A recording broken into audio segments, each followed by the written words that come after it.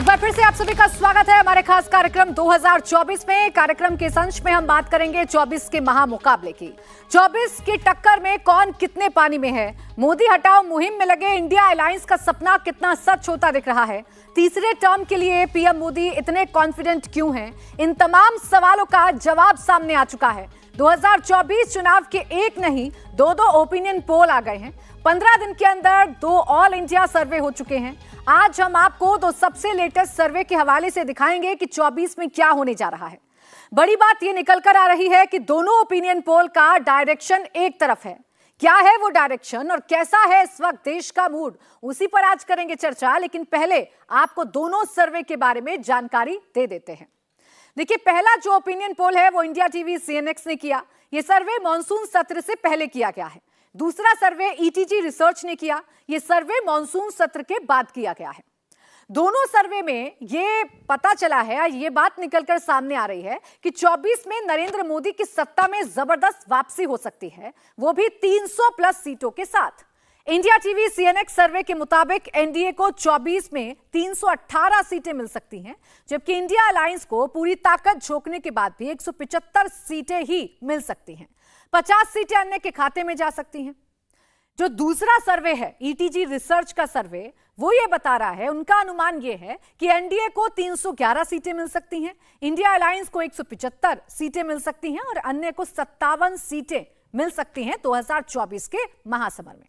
तो क्या India alliance का फॉर्मूला फेल हो जाएगा? क्या बीजेपी को हर मुद्दे का काउंटर मिल चुका है? क्या देश के मौजूदा हालातों पर भले ही सियासत हो, लेकिन जनता पीएम मोदी के ही साथ है? क्या दल का मिलना और दिल का ना मिलना मोदी विरोधियों के सपने को तोड़ रहा है? इन्हीं सवालों पर होगी चर्चा। लेकिन उससे पहले आपको सुनवाते हैं कि क्या कुछ कहना है विपक्ष का। बिल्कुल राहुल गांधी अमेठी से लड़ेंगे। अमेठी के लोग यहाँ आए हैं और जहाँ से प्रियंका गांधी जी की इच्छा बनारस अगर होगी, हमारा एक एक कार्यकर्ताओं के लिए जान लड़ा देगा। स्मृति ईरानी कहती है कि राहुल गांधी अमेठी इस बार भी नहीं आएंगे, भाग जाएंगे। अब स्मृति ईरानी खुदे बौखला गई हैं। 13 रुपए किलो में चीनी दिलवा रही थी, दिलवा पाई? उनसे पूछिए, 13 रुपए किलो में हमारे लोग आए अमेठी के, उनसे पूछिए। कहा था कि 13 रुपया में आपको चीनी मिलेगा और कमल का बटन दबाइए, वो 13 रुपए का चीनी कहाँ गया? जनता को जवाब दे। 24 में दिखाई देगा और हर चुनाव आप देखिएगा कांग्रेस पार्टी का परचम लहराएंगे, आपसे वादा करते हैं। इसी पर आइए चर्चा की शुरुआत करते हैं। खास मेहमान हमारे साथ स्टूडियो में हैं शिवम त्यागी, प्रवक्ता भारतीय जनता पार्टी, स्वागत कीजिए तालियों के साथ। अवनीश अवस्थी, राजनीतिक विश्लेषक। अनिल यादव, प्रवक्ता कांग्रेस, तालियों के साथ स्वागत करिए। और आदिल खान, प्रवक्ता आम आदमी पार्टी, हमारे साथ हैं। बहुत बहुत स्वागत है आप सभी का। मैं शिवम त्यागी जी आपसे शुरुआत कर रही हूं। सर्वे भले ही कुछ भी कह रहा हो, लेकिन विपक्ष अपने मुद्दों को लेकर पूरी तरीके से आश्वस्त है। अभी आप अजय राय जी को भी सुन रहे थे कि कांग्रेस का परचम लहरने वाला है, क्योंकि जो वादे आपने किए थे वो वादे आप पूरा नहीं कर पाए, इसलिए 24 में आपके लिए बहुत बड़ी मुश्किल है। ये देश पिछले काफ़ी लंबे समय से कोरोना में रहा और इस देश में काफ़ी परेशानियां आई और मुझे लगता है लोगों के चेहरे पर हंसी नहीं आई। लेकिन कांग्रेस के नेता राहुल गांधी और कांग्रेस के और अन्य नेता भी इस देश के चेहरे पर जो है हंसने का काम अच्छा करते हैं। अजय राय जी ने कहा राहुल गांधी अमेठी से ही लड़ेंगे और एक एक कार्यकर्ता प्रियंका जी के लिए जान लड़ा देगा। अरे कार्यकर्ता है कहां तुम्हारा यूपी में? ये तो बता दो, कार्यकर्ता भी तो होना चाहिए। फिर कार्यकर्ता जान लड़ा देगा। अभी पिछले दिनों म्यूनिसिपल के चुनाव उत्तर प्रदेश में हुए। प्रियंका गांधी इस राज्य के प्रभारी होने के नाते उन्होंने इतना भी जरूरी नहीं समझा कि अपने जो लोग हैं, जो उनके लिए काम करते हैं, दिन रात लड़ते मरते हैं, उनका हालचाल लेने भी आ जाएं। वो यहां तक नहीं पहुंचे और यहां से ये जान लड़ा देंगे। अब आ जाते हैं सर्वे पर और INDIA के हालात पर। ना नेता है, ना नीयत है, ना नीति है, ना समझ है, ना कार्यकर्ता है, ना कैडर है, ना एक विचारधारा है। बस ऊपर 26 लोग इकट्ठे होकर बैठ गए और हम जीत जाएंगे। कैसे जीत जाओगे भाई? आपका कोई ट्रैक रिकॉर्ड हो, आपने कोई काम किया हो, आप विपक्ष की भी भूमिका सही से निभा पाए हो। मैं ऐसा मानता हूं कि भारतीय जनता पार्टी और स्पेशली एनडीए जो है 2024 में फिर से चुनाव जीतकर वापस आने वाला है। इस देश के प्रधानमंत्री आदरणीय नरेंद्र मोदी जी फिर से प्रचंड बहुमत के साथ वापस सत्ता में लौटने वाले हैं। और ये सिर्फ इसलिए नहीं है कि वो कमजोर हैं, ये इसलिए है क्योंकि हमने काम किया है। ये इसलिए है कि हमने इस देश की सुरक्षा में काम किया है। ये इसलिए है कि आज जहां राहुल गांधी आसपास जम्मू कश्मीर में घूम रहे हैं, पिछले दिनों जो है वहां पर बर्फ से खेल रहे थे, वो माहौल हमने बनाया है। ये इसलिए क्योंकि इस देश की आंतरिक सुरक्षा बेहतर है। ये इसलिए क्योंकि आज यहां पर बम नहीं फटते। ये इसलिए क्योंकि यहां पर हमने सड़कों पर काम किया। ये इसलिए क्योंकि आज इस देश का झंडा जो है सिर्फ हिंदुस्तान में ही नहीं दुनिया भर में लहरा रहा है और लोग जिस सम्मान की दृष्टि से इस देश को देखते हैं, मुझे लगता है हर एक भारतवासी भी इससे गौरवान्वित महसूस करता है। अनिल जी, अपने काम को लेकर ये लोग आश्वस्त हैं। सर्वे भी यही बता रहा है कि अभी बहुत ज्यादा कमाल नहीं कर पाएगा इंडिया अलायंस, अगर आप कंपैरिजन करेंगे प्रधानमंत्री नरेंद्र मोदी से या एनडीए से। प्राची जी, सबसे पहले तो मैं आपको और आपके दर्शकों को प्रणाम करता हूं, आपने यहाँ आने का मौका दिया। देखिए, अभी हमारे भाजपा के प्रवक्ता ने जब शुरुआत करी तो सबसे पहले ही कोरोना का जिक्र कर दिया, और कोरोना का जिक्र कर दिया इन्होंने वो जख्म कुरेद दिए जो ये जनता सामने बैठी है, इन सब ने झेले हैं वो जख्म।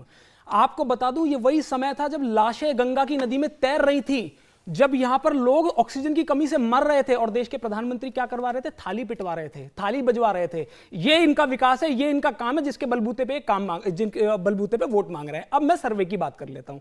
देखिए, जब जब इस देश में सिंहासन मोदी जी का डोलता है, इस तरह के सर्वे आ जाते हैं, और वो सर्वे ये बताते हैं कि भाई 9 साल लगातार जनता को बेवकूफ बनाने के बाद, लगातार झूठ बोलने के बाद, लगातार कोई वादा पूरा ना करने के बाद भी प्रधानमंत्री नरेंद्र मोदी जी ही देश के सर्वमान्य नेता हैं और सबसे ज्यादा पॉपुलर हैं। मैं कह रहा हूं, एक सर्वे नहीं, 2 सर्वे नहीं, 100 सर्वे करवा लीजिए, आने वाले चुनाव में मोदी जी को इस देश से, इस सत्ता से जाने से कोई नहीं रोक सकता। मैं आपको आश्वस्त कर रहा हूं इस बात के लिए। और जब ये मैं कहता हूं ना, देखिए, एक फिल्म आई थी 1990 में, करण अर्जुन, उसमें एक डायलॉग था, ठाकुर तो गियो। मैं कह रहा हूं, इस स्टूडियो के बाहर निकल के बाहर किसी भी नौजवान छात्र से पूछ लीजिएगा जिससे वादा किया था, जिसने प्रधानमंत्री जी को 2014 में वोट दिया था कि भाई ये मुझे रोजगार देंगे, क्योंकि 2 करोड़ रोजगार की बात हुई थी। आप उससे पूछेंगे ना तो वो कहेंगे मोदी जी तो गए हो। आप महिलाओं से बात करेंगे ना, जो उस जमाने में 400, जब कांग्रेस के जमाने में 400-500 का सिलेंडर होता था, जो आज 1100-1200 का सिलेंडर खरीद रही है, वो कहेंगी मोदी जी तो गए हो। आप किसी भी आम आदमी से बात कर लेंगे जो डीजल पेट्रोल की मार झेल रहा है, टमाटर का प्राइस जो ज्यादा हो रहा है उसकी मार झेल रहा है, वो कहेगा मोदी जी अब नहीं आने वाले हैं। और जहां तक बात है सर्वे की, क्योंकि आपने एनडीए का सर्वे दिखाया, इंडिया का सर्वे बताया, देश की बात कर लेते हैं। हकीकत यह है कि साउथ इंडिया में, दक्षिण भारत में भारतीय जनता पार्टी बिल्कुल साफ पड़ी हुई है, कोई भी कुछ भी नहीं है, किसी राज्य में इनकी सरकार नहीं है। अब नॉर्थ ईस्ट की बात कर लेते हैं। मणिपुर की घटना के बाद आपको लगता है कि नॉर्थ ईस्ट की जो जनता है वो इन पे भरोसा करेगी? जनता छोड़िए, जो इनके सहयोगी है ना, जो सहयोगी सांसद है, वो भी छोड़ के भाग रहे हैं इनको। अब हिंदी हार्टलैंड की, बस 10 सेकंड चाहूंगा, हिंदी हार्टलैंड की बात कर लेते हैं। हिंदी हार्टलैंड में हरियाणा भूल जाएगा उनकी बेटियों के साथ क्या किया? उनकी बेटियों की इज्जत उतारी गई, उनके वहां पर अपमानित किया गया दिल्ली की सड़कों पर, सिर्फ इसलिए क्योंकि भाजपा के सांसद के विरुद्ध वो लोग लड़ रही थी। हरियाणा नहीं भूलेगा नू। और मध्य प्रदेश और छत्तीसगढ़ की अगर बात करी जाए तो वहां तो ये लोग इतने डरे हुए हैं, क्योंकि अभी 3 महीने की सरकार को है, वहां महीनों रह रहे सरकार को, लेकिन पहले ही इन्होंने सूची अपने कैंडिडेट्स की सूची जाहिर कर दी। ये सिर्फ इसलिए किया जा रहा है क्योंकि ये पहले ही सरेंडर कर चुके हैं, खुशहाली दिखा रहे हैं और इनके पास। मैं जनता से पूछना चाहता हूं कि अगर आपके घर का चौकीदार आपसे रोजाना झूठ बोलेगा तो आप उसको चौकीदार रखेंगे कि नहीं रखेंगे? जोर से बोलो, रखेंगे कि नहीं रखेंगे? देश के चौकीदार को 10 साल से वो रख रहे हैं भाई, अगर झूठ बोलते तो रखते थोड़ी ना। अभी यही क्योंकि पसंद करते हैं, क्योंकि काम करते हैं हम, इसलिए नहीं। और एक चीज और, अब बेकार ही गेस्ट कोऑर्डिनेशन में इनको गौरव, राहुल, इन सबको लगा के जो है प्रवक्ताओं को विपक्ष के बुला के इतनी मेहनत करते हैं। टेलीप्रॉम्प्टर लाकर रख दीजिए, वही रिपीट मोड 2000, मतलब कोरोना की बात नहीं, वही सारी चीजें रिपीट करते का मुद्दा तो है, बिल्कुल उठाइए, लेकिन इस मुद्दे को भी उठाइए। ये तो एसबीआई का रिसर्च रिपोर्ट कहता है, जो कहता है कि आम आदमी की जो औसत, बीच में नहीं चिल्लाना, आम आदमी की जो औसत इनकम थी वो 2014 में 3 लाख रुपए थी, जो आज बढ़कर जो है 13 लाख रुपए हो गई है। ये एसबीआई की रिसर्च रिपोर्ट है। लोगों के काम बढ़े हैं, लोगों की चीजें बढ़ी हैं, लोगों का रोजगार बढ़ा है, लोगों के खुद के काम जो बिजनेस है वो बढ़े, जाहिर है उसी के बाद तो ये सारी चीजें हैं, वरना जनता बारंबार विश्वास क्यों करेगी हमारे ऊपर? कौन से भाई अपने घर में आंकड़े बनाते, भाजपा के पार्टी ऑफिस में आंकड़े बनाते और जनता को बरगलाते? जनता तो वोट देती है ना।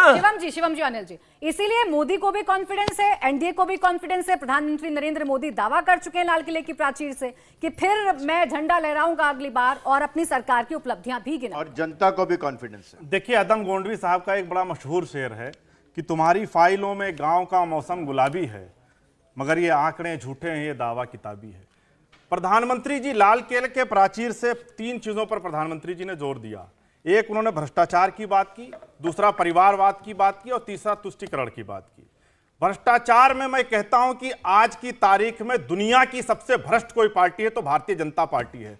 उत्तर से लेकर दक्षिण तक और पूरब से लेकर पश्चिम तक जितना बड़ा भ्रष्टाचारी उतना बड़ा भारतीय जनता पार्टी का पदाधिकारी। हेमंत बिस्व शर्मा, मैंने नहीं कहा, इनके नेता अमित शाह जी ने कहा, चक्की पीसिंग, वाटर स्कैम, उसको लाके मोदी वॉशिंग पाउडर से धुला और मुख्यमंत्री बना दिया। इन्होंने शुभेंदु अधिकारी को उठा लीजिए, पूरा शारदा घोटाला, शारदा चिटफंड घोटाला, मोदी वॉशिंग पाउडर से धुला, अपने यहां लीडर ऑफ अपोजिशन बना दिया। नारायण राणे जमीन घोटाला, मोदी वॉशिंग पाउडर से धुला, मंत्री बना दिया। और अजीत दादा पवार, प्रधानमंत्री मोदी जी ने चिल्ला चिल्ला कर कहा 70,000 करोड़ का घोटालेबाज, 75,000 करोड़ का घोटालेबाज। मोदी वॉशिंग पाउडर से नहलाया, तीसरे दिन लाके उप मुख्यमंत्री बना दिया। इनसे बड़ा भ्रष्टाचारी पूरे देश में नहीं मिलेगा। दूसरी ये चीज, जो करते हैं ये इन्होंने बहुत छोटा सा सवाल, ये जो करते हैं ये गलत है, क्योंकि जिन पर भ्रष्टाचार के आरोप लगाते हैं ये उनको अपने साथ ले लेते हैं। अब अपने बारे में बताइएगा, जो आपके लिए भ्रष्टाचारी थे, जिसकी पूरी सूची आप लोग जारी करते थे, आज कैसे उस गठबंधन में आप बैठे हुए हैं? देखिए, आपको एक चीज समझना पड़ेगा कि आज इस देश के संविधान पर खतरा है, इस देश के लोकतंत्र पर खतरा है, इस देश के जनतंत्र पर खतरा है। और जब देश के जनतंत्र, लोकतंत्र और भ्रष्टाचार का मुद्दा नहीं हुआ पर खतरा पड़े संविधान पर, तो बहुत सारी अलग अलग विचारधाराएं एक साथ इकट्ठा हुई हैं। तो जो भ्रष्टाचारी थे आपकी नजर में वो सदाचारी हो गए ना? लेकिन लाल किले के प्राचीर से दंभ प्रधानमंत्री जी भ्रष्टाचार का भरते हैं। लाल किले के प्राचीर से दंभ प्रधानमंत्री जी परिवारवाद का भरते हैं। इनसे पूछे राजनाथ सिंह का परिवार भारत कब छोड़ेगा, कल्याण सिंह जी का परिवार भारत कब छोड़ेगा, गोपीनाथ मुंडे का परिवार भारत कब छोड़ेगा। और देश का सबसे बड़ा परिवारवाद अमित शाह जी के बेटे जय शाह, जिनको बल्ला पकड़ने की तमीज नहीं है, उनको क्रिकेट बोर्ड का सबसे बड़ा पद दे दिया, वो भारत कब छोड़ेंगे? भ्रष्टाचार से सीधे मुझे 10 सेकंड और दे दीजिए, क्योंकि सवाल बहुत सारे दिए। 1 सेकंड, 10 सेकंड मुझे ज्यादा नहीं लेने, ओनली 10 सेकंड। हर बार अब इनका मेजर प्रॉब्लम क्या है कि ये अपने सारे भूल आपको याद है वो नीली शर्ट पहन के पतला सा आदमी टोपी लगाकर, मेरा कैंडिडेट जिसको भी मैं चुनाव लड़ाऊंगा उसके लिए सारे रेफ चेक करूंगा, और अगर उस पर भ्रष्टाचार का एक भी आरोप हुआ तुरंत पार्टी से बाहर निकाल कर रख दूंगा। आज 2-2 मंत्री जेल में बैठे हुए हैं, इनके फिर भी मंत्री बने हुए हैं और दूसरों को ज्ञान। और अंत में एक और चीज कहना चाहता हूं, हाँ हम तुष्टीकरण के खिलाफ हैं, हाँ हम भ्रष्टाचार के खिलाफ हैं, और हाँ आपको तो डरकर वैसे भी रहना पड़ेगा क्योंकि भ्रष्टाचार की जननी आम आदमी पार्टी हो गई है। पहले कांग्रेस वाले हुआ करते थे, ये नए आए, ये बीच में चिल्लाने का कोई लाभ है क्या? देखिए, इतनी तो सीटें नहीं इनकी जितना समय मिल रहा है इनको, सीबीआई और ईडी दे दो, हम तो कहते हैं दे दो। मतलब इनको पंचायत का चुनाव लड़के प्रधानमंत्री की ताकत चाहिए, बताइए कैसे बनेगा ये मामला? मतलब जीतेंगे पंचायत और ताकत चाहिए प्रधानमंत्री वाली, ऐसे नहीं होता। जीतो 7 लाख जीतो 7.5 करोड़ का घोटाला सड़क पे किया भारतमाला। मंत्री कौन अंदर है? मंत्री कौन है अंदर? मंत्री कौन है अंदर? मंत्री कौन है अंदर? मंत्री कौन है? वो चिल्ला रहे बीच में। दुरुपयोग करके जो आप खेल खेलो, जनता देख रही है। कोर्ट को बताइए ना जाकर, क्यों नहीं बता? पूछ रही चार्जशीट में नाम दो, फिर क्यों नहीं? बाहर क्यों नहीं? बेल क्यों नहीं मिली? बेल क्यों नहीं मिली? बेल क्यों नहीं मिली? भाई एक बात बताइए, अगर आप ईमानदार हैं तो कोर्ट बेल देगा कि नहीं देगा? इनके 2 चोर बैठे हुए हैं जेल में, अभी नहीं कर पा रहे हो, चार्जशीट तक तो दाखिल बाहर निकालो ना। अवनीश अवस्थी जी, जो मुद्दे विपक्ष गिना रहा है, इन मुद्दों में क्या इतना दम नहीं है कि जनता के बीच में जाकर मोदी को ये हरा दे? क्योंकि देखिए मुद्दे वाजिब है, महंगाई का मुद्दा हो चाहे बेरोजगारी का मुद्दा हो, इन मुद्दों का जिक्र विपक्ष कर रहा है, तो क्या गलत है? प्राची जी, मैं किसी के बीच में नहीं बोलता हूं और मैं अपेक्षा ही रखता हूं कि बीच में कोई नहीं बोलेगा। मैं प्राची जी आपसे ये कहना चाहता हूँ, ये सर्वे क्या आपने हिंदुस्तान से बाहर किया? क्योंकि अभी यादव जी ने मणिपुर से लेकर के कन्याकुमारी तक, उत्तर से लेकर दक्षिण तक, पूरब से लेकर पश्चिम तक, मोदी गयो, ये कहाँ कर लिया सर्वे आपने? अरे देश ने बताया भाई। ये तो एक आदमी से पूछ रहे हैं। मैं बीच में नहीं बोलता ना आपके, 1 सेकंड, आपके बीच में नहीं बोला था ना, आप सारे राज्यों के गिनाते रहे, तो आप अपनी बारी का इंतजार की। मोदी जी के कहने पर थाली बजाई इस देश के लोगों ने, लेकिन इनके नेता जो कहते हैं ये बीजेपी की वैक्सीन है, मैं तो नहीं लगवाऊंगा, आप भी मत लगवाना, लेकिन इस देश के 200 करोड़ लोगों ने वैक्सीन लगवाई और बचे, और पूरी दुनिया WHO तक कह रहा है, बाकी तमाम वो जो गोयना के राष्ट्रपति थे ना, उन्होंने पैर छुए कि मेरे देश को तुमने बचाया। ये फाइजर और पता नहीं किस किस की लॉबिंग कर रहे थे यहाँ पे सिर्फ कमीशन के लिए। इस देश की जो कोवैक्सीन है वो पूरे विश्व में सबसे ज्यादा सेफेस्ट जो इस देश में बनी, जो पहली बार हुआ ऐसा कोरोना के काल में। बात बड़ी साफ थी प्राची जी, बात बड़ी साफ सी है कि ये बात आप किसी भी मुद्दे की बात कर लीजिए, मैं कहता हूं कि आर्थिक स्थिति की बात करिए। क्या इस देश के कोई भी जाति का हो, कोई भी वर्ग का हो, किसी भी संप्रदाय का, क्या उसको घर नहीं मिले? क्या उसको बाकी सुविधाएं नहीं मिली? क्या नहीं मिला उसको?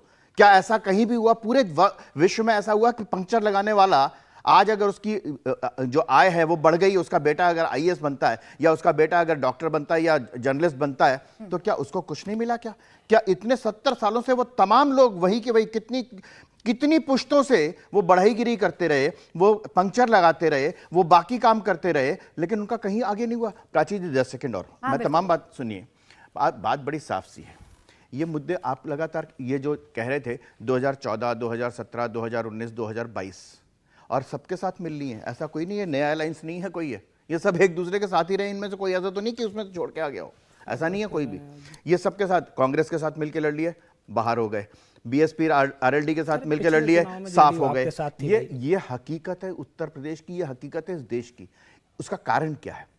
मैं एक बात कहता हूं, क्योंकि आप बैंक किसी भी क्षेत्र में की बात कर लीजिए, किसी भी आप, मैं कहता हूं आंकड़ों पर बात नहीं होती कि बेरोजगारी बहुत है, महंगाई बहुत है। सबको मालूम है कि इस मौसम में टमाटर महंगे होते हैं, इस मौसम में प्याज महंगा होता है। और इजराइल तक से बातचीत हुई कि क्या कोई टमाटर को प्रिजर्व करने की कोई विधि है ताकि ऐसे मौके। एक सेकंड, मैं 10 सेकंड ये इनके ये भाषण है। मैं आंकड़ों पे बात कर रहा हूं तो भाषण है ये। जो कह रहे थे मोदी गयो, मोदी गयो, आप बताइए किससे बात की? नहीं, ये भाषण है। Prachi ji, this is not the way. Prachi ji, this is not the way. इस मौसम में टमाटर महंगे होते हैं। वो क्या बोलेंगे, आप क्या बोलेंगे, ये बैठकर आप तो तय नहीं करेंगे ना। नोट कर लीजिए, एक सवाल का जवाब दे दीजिएगा, पूरा समय मिलेगा। प्राची जी, क्या ये सच नहीं है कि एलआईसी का, जिसमें ये कह रहे थे कि एलआईसी में गरीबों का पैसा डूब गया, आज उसका प्रॉफिट कितना है? आप बताएंगी, मैं नहीं बताऊंगा। दुगना चौगना हुआ कि नहीं हुआ?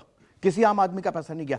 जो बैंक घाटे में चल रहे थे, 36,000 करोड़ के घाटे में थे, आज वो एसबीआई 1,10,000 करोड़ के फायदे में है। इस देश की आर्थिक स्थिति से सिर्फ कोई किसी एक पार्टी को फायदा नहीं हो रहा, इस देश के उस आम आदमी को फायदा हो रहा है जिसको कल तक 2 जून की रोटी नहीं मिलती थी। यही इनकी उपलब्धियां हैं जो बार बार भारतीय जनता पार्टी की तरफ से गिनाई जाती हैं, जो शिवम जी भी कह रहे थे। और इन्हीं उपलब्धियों की वजह से जो आंकड़े बता रहे हैं, जो सर्वे रिफ्लेक्ट कर रहे हैं कि एक बार फिर से 2024 में कमल खिल सकता है, मोदी सरकार आ सकती है। अब देखिए, ये बिना सिर पैर की जब बातें करते हैं तो मुझे बड़ा दुख होता है। ये तो ऐसे, ये एक उस इंडिया की बात कर रहे हैं कि जो एग्जिस्ट ही नहीं करता है। ये इनके हिसाब से तो सारे नौजवान, भाई सुन लो त्यागी जी, आपके बीच में नहीं बोला था, सुन लीजिए। जिस देश में इनके हिसाब से तो नौजवान सबके पास नौकरी है, बल्कि जा जाके जबरदस्ती दी जा रही है, इनके हिसाब से इतना बढ़िया चल रहा है। अभी सीएसडीएस का एक सर्वे आया है, उसमें बताया है कि देश में 51% युवा जो है इस समय बेरोजगार है, सिर्फ 6% नौजवान है जिसके पास सरकारी नौकरी है। ये आंकड़े की बात करो, और ये भी ऐसा ही सर्वे जैसा आपने किया हुआ है। अगर इसके बेसिस पर देखें तो मुझे ये बताइए, जो 51% युवा जो बेरोजगार घूम रहा है, क्या वो बेरोजगारी में इतना खुश है कि जिससे मोदी जी ने वादा किया था 2 करोड़ रोजगार का, 9 साल बाद 18 करोड़ हो जाने चाहिए था, और उसको कुछ नहीं मिला, वो उसके बाद भी मोदी जी को वोट दे रहा है? ये मेरी समझ में नहीं आ रहा। ये बार-बार भ्रष्टाचार, सुन लो भाई, सुन लो, बार-बार भ्रष्टाचार की बात हो रही है। अभी सीएजी इन्हीं का सरकार का ही विभाग है जो सरकार का लेखा जोखा रखता है। उसने 7 घोटाले उजागर करे। एक द्वारका में, हमारे पास में ही है, कुछ चंद किलोमीटर दूर है, यहां पर एक रोड जो 30 करोड़ की बननी थी, वो 250 करोड़ लागत में लगा दिया। बताइए 220 करोड़ रुपए किसके पास चला गया? इसका जवाब नहीं है। जो गांव में माताएं बहनों की जो पेंशन होती है ना, अभी मोदी उसी रिपोर्ट में यह दावा किया गया, सरकारी रिपोर्ट है, उसमें यह दावा किया गया कि हमारी माता बहनों की जो विधवा पेंशन होती है, जो वृद्धा पेंशन होती है, जो विकलांग पेंशन होती है, मोदी जी ने क्या किया है कि वो सारा पैसा जो है उन्होंने अपने स्वच्छ भारत के कैंपेन में इस्तेमाल कर लिया है। अब माता बहनों को पेंशन नहीं मिल रही क्योंकि वो फंड जो है प्रचार में चला गया। मोदी जी का चेहरा दिखना चाहिए। और एक और बात, क्योंकि मजबूती की बात हो रही थी कि भाई मोदी जी इतने मजबूत है, भैया एक बात बता दो, जब मोदी जी इतने मजबूत हैं तो जब इंडिया की बैठक हुई तो मोदी जी को 38 लोगों की जरूरत क्यों पड़ी गठबंधन बनाने के लिए? पहले ये लोग शिवम त्यागी जैसे लोग कहते थे शेर अकेला चलता है, शेर अकेला चलता है। अब ये शेर जो है 38 सिक्योरिटी गार्ड्स के साथ चल रहा है, और उनमें से ऐसे हैं 20-25 तो जिनके पास 0 गोली है, यानी कि एक भी सीट नहीं है। तो ये हकीकत है इनकी मजबूती की। जी, जो आप कहते थे कि एकला चलो या एक अकेला शेर है, अब आपको भी पड़ गई ना गठबंधन की जरूरत, क्योंकि आप भी जानते हैं मुद्दे बहुत हैं। मैंने इनको बड़ी शालीनता से सुना, आप सबने देखा। अब आप मुझे जरा ये बताइए, ये जो द्वारका वाला रिंग रोड है वो कितने किलोमीटर का है? अरे पैसा बताओ भाई, पैसा बताओ, पैसा बताओ। आप देख रहे हैं? नहीं, मैं बता दूंगा। वो चाहे वो 2 किलोमीटर का हो, चाहे वो 4 किलोमीटर का हो, पैसा गया 230 करोड़ था। नहीं, आप मुझे बताओ विभाग ने कितना पास किया था? देख रहे हैं कैसे चीखना चिल्लाना शुरू कर दिया? नहीं, आपने सवाल पूछा है, बस यही हाल है इनका। तो बताइए जवाब क्या है? अरे जवाब है 2 किलोमीटर का था। नाचना नहीं है, जवाब देना है। 2 किलोमीटर का था। 2 किलोमीटर बता रहे, बताइए कुछ भी नहीं, आप आप ही बता दो भैया। अरे सुन लो, जो 29 किलोमीटर का, सुन पढ़ी लो। लिखी पार्टी है ना, बताइए नहीं, सुन लो, बताता हूं, बताइए कब बताएंगे। रेट पे बात नहीं हुई। कितना दिक्कत यह ये है, देखिए दिक्कत यह है कि जब अभी अगर कितना कितना किलोमीटर, अरे गूगल ही कर लो। जब मैं कहूंगा कि अनपढ़ की कितना? जमात है, कितना? तो बुरा लग जाएगा। देखिए। जब मैं कहूंगा कितना किलोमीटर? कम पढ़े लिखे किलोमीटर? 29 किलोमीटर। अरे रेट बताओ। 29 किलोमीटर, नहीं। एक मिनट नहीं। 29 नहीं। किलोमीटर सड़क सोने की बनाई है अब आपने। देखिए इनका प्रॉब्लम क्या है। 18 लाख, अब इनकी प्रॉब्लम क्या है, अब 18 देखिए। करोड़ से 250 करोड़ कर दिया। अच्छा, इनको कहो आम आदमी पार्टी की रैली नहीं हो रही, रुके जरा, मैं जवाब दे दूं। अब रुकिए। 18 करोड़ से 250 अब इनका करोड़ सोने की अब इनको सड़क, रोकेंगे आप। 29 किलोमीटर। रुको अब तो सुन लो, पूछा अब नहीं, मैं सवाल गलत बोल रहा हूं, गलत बोल भ्रष्टाचार पे गलत जवाब बोल नहीं रहा दिया। हूं। यही तो प्रॉब्लम है। भ्रष्टाचार पे जवाब नहीं दिया। कितना किलोमीटर, उससे क्या फर्क पड़ रहा है, पैसा बताओ। किलोमीटर। अब ये दोनों की कलर खिल रही तो चिल्लाना शुरू कर दी। अब इनको रोकना पड़ेगा। कैलकुलेट करिए। अब इनको रोकना पड़ेगा। ये जवाब दिया ही नहीं उन्होंने। अब इनको रोकेंगे, जवाब राजीव जी, जवाब दिया ही नहीं। बोलने देंगे। जवाब दिया ही नहीं, रेट पे जवाब नहीं दिया। देखिए दोनों चीख चिल्ला रहे हैं। नहीं, रेट पे जवाब दो भैया, कि 250 करोड़ का कैसे वही आ बन रहा गया? हूं, चीखने बच कर चिल्लाने नहीं का जाओ। वक्त आ गया ये है, देखिए आपका कौन बोल टेंशन रहा मत लो। है। बोलने तो दीजिए देखिए ना, बोलिए। अब आप मुझे एक चीज बताइए, आज इस देश के जो मंत्री हैं, जो ये सब हाईवेज और ये सब बनाते हैं, आदरणीय नितिन गडकरी जी ने अपनी- अपनी बारी का कहा आंसर, 29 किलोमीटर का एक रोड बना उन्होंने है। पूछा पहली था तो चीज मैंने तो ये, बोला। आप एक चीज समझिए, अगर 29 किलोमीटर का एक पैच बना है और उसकी 6 लेन बनी है, तो उसको 29 किलोमीटर गिना जाएगा या 29x6 गिना जाएगा? नंबर 1। नंबर 2, उसके अलावा गडकरी जी ने कहा कि जब हमने टेंडर्स डाले थे 210 करोड़ का टेंडर रेट था, उससे भी 6 करोड़ कम करके हमने 204 करोड़ का टेंडर किया। उसमें भी उन्होंने कहा उसमें रिंग रोड और फ्लाईओवर की कॉस्ट इन्वॉल्व नहीं थी, एक एक चीज सीएजी के पास है, लेकिन इनको प्रोपेगेंडा फैलाना है, इनको झूठ बोलना है। ये तो आपकी एजेंसी मैडम ये है। बीच में क्यों चिल्ला रहे हैं? रुकिए ना आदिल जी, अरे आप पूरा हमारी proper एजेंसी बोलिए। है तभी सही बता रही है, आपकी होती तो अभी शराब और की तरह आएगा। घोटाले में अभी पी जाती आपकी सारा और भ्रष्टाचारी पैसा। आएगी। हमारी है तभी सही बता रही है। अभी और भ्रष्टाचार देखिए आएंगे, ना, चिंता अब इनको मत करो। ये बीच में मत चलवाइए प्लीज इनको। ना, अब मैं एक बार-बार दूसरी चीज request पर आना करें। चाहता हूं। अब आपने एकला चलो बात की, मैं आज भी फिर से कहता हूं, हाँ एक अकेला सब पर भारी। ये सारे जो लुटेरे अलग अलग घूम रहे थे ना, आम आदमी पार्टी किसके खिलाफ निकली? कांग्रेस के खिलाफ। किसके भ्रष्टाचार के खिलाफ पैदा हुई? कांग्रेस के खिलाफ। किसके खिलाफ आंदोलन किया? कांग्रेस के खिलाफ। लेकिन आज जब अपने 2 मंत्री जेल में बैठ गए, भग कर राहुल गांधी के पास पहुंच गए कि हमें किसी भी तरह से बचाइए, हमें इकट्ठे होकर लड़ना है। आप सबको इकट्ठा करने के लिए अगर कोई एक अकेला सब पर भारी है, वो नरेंद्र मोदी ही है। 38 वरना सारे अलग अलग लड़े। मना करो कि अब 38 इनको से कोई प्लीज लेना देना नहीं है। ये बर्दाश्त क्यों नहीं कर सकते? इंडिया टीवी हर वक्त हर जगह डाउनलोड करने के लिए सर्च करें India TV news Google play store या ऐप स्टोर पर।